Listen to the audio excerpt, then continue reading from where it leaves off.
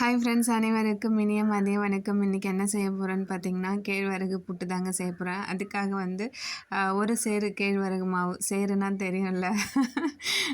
சேருனா படி மாதிரி தான் இருக்கும், சரியா? இது வந்து ரொம்பட்டு தண்ணி எடுத்துக்கோங்க. அதில் வந்து கொஞ்சமாக உப்பு போட்டு கலக்கி மிக்ஸ் பண்ணிக்கோங்க. இந்த கேழ்வரகு மாவில் வந்து அதை போட்டு நல்லா மிக்ஸ் பண்ணி ஒரு உதிரி பாகத்துக்கு மாதிரி, அதாவது பொல பொலன்னு இருக்கும்ல, அந்த மாதிரி ஸ்டேஜ் வர வரைக்கும் தண்ணி கொஞ்சம் கொஞ்சமாக ஊற்றி மிக்ஸ் பண்ணி வச்சுக்கோங்க.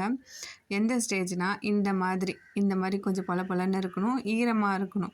ரொம்ப குழன்னு தண்ணி ஊற்றிடாதீங்க, அப்போது கஷ்டமாக இருக்கும் நம்ம சலிக்கிறப்போ.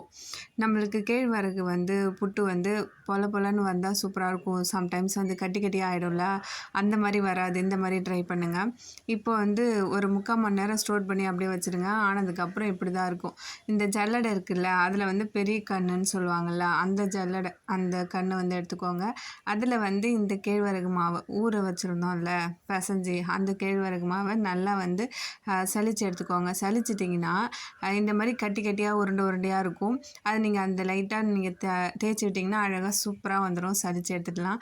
பாருங்கள் எவ்வளோ சாஃப்டாக தொடும்போதே செம்ம ஒரு மாதிரி பீஸ்ஃபுல்லாக வந்து ஃபீல் பண்ணுவோம். இந்த மாவுலாம் சலிச்சா நான் அப்படி தான் தொட்டு பார்த்துட்ருப்பேன். அவ்வளோ சாஃப்டாக இருக்கும், எந்த கட்டி எதுவுமே இருக்காது. இது நம்ம என்ன பண்ணுறோன்னா, சலிச்சு வச்சதுக்கப்புறம் இங்கே பாருங்கள், ஒரு கட்டி கூட இருக்காது. நீங்கள் நல்லா தேய்ச்சி வந்து சலிச்சிட்டிங்கன்னா சூப்பராக இருக்கும். இட்லி பாத்திரத்தில் ஆல்ரெடி நான் வந்து தண்ணி ஊற்றி துணி போட்டு வச்சுருக்கேன். அதில் வந்து இந்த கேழ்வரகு மாவு வந்து நம்ம அதில் வந்து ட்ரான்ஸ்ஃபர் பண்ணிவிட்டு நல்லா மூடி வச்சு வேக வச்சிடலாம். எப்படியும் ஒரு 20 நிமிஷமாச்சும் ஆகும். அதுக்குள்ளே என்ன பண்ணலான்னா, வெல்லம், அப்புறம் பார்த்திங்கன்னா தேங்காய், இது வந்து 1.5 தேங்காய் ஆக்சுவலாக, அப்புறம் வேர்க்கடலை வந்து நிறைய பேர் வந்து பாசிப்பருப்பு போடுவீங்க. எனக்கு வந்து பாசிப்பருப்பு போட்டால் அவ்வளோவா செட் ஆகாது. ஆனால் வேர்க்கடலை போட்டு செஞ்சு பாருங்கள், டேஸ்ட்டு வேறு லெவலில் இருக்கும். இப்போ வந்து மாவு வந்து வெந்துடுச்சு. இது நம்ம வேறு ஒரு பாத்திரத்தில் அப்படியே எடுத்து ட்ரான்ஸ்ஃபர் பண்ணிக்கலாம். சூடாக இருக்கும்போது நல்லா வந்து உதுத்து விட்டுக்கோங்க. இதில் கொஞ்சமாக ஏலக்காய் தூளும் போட்டுக்கோங்க, அப்போ நல்ல வாசனையாக இருக்கும். அப்புறம் நம்ம துருவி வச்ச தேங்காய், அப்புறம் பார்த்திங்கன்னா நம்ம ஓட்டி வச்சுருக்கோம்ல ஒன்றும் பாதியமாக வேர்க்கடலை, அதையும் வந்து சேர்த்து மிக்ஸ் பண்ணிக்கோங்க.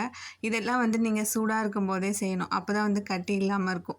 அதுக்கப்புறம் பார்த்திங்கன்னா வெல்லம் ரொம்ப கட்டி கட்டியாக இது பண்ணிடாதீங்க. முடிஞ்ச வரை எவ்வளோ நைஸாக இருக்கணுமோ அந்த மாதிரி பார்த்துக்கோங்க வெல்லம். இது எல்லாத்தையும் நம்ம சூட்டில் வந்து மிக்ஸ் பண்ணோம்னு வச்சுக்கோங்க, ஒரு கட்டி கூட இருக்காது, நல்லா பொல பொலன்னு இருக்கும்.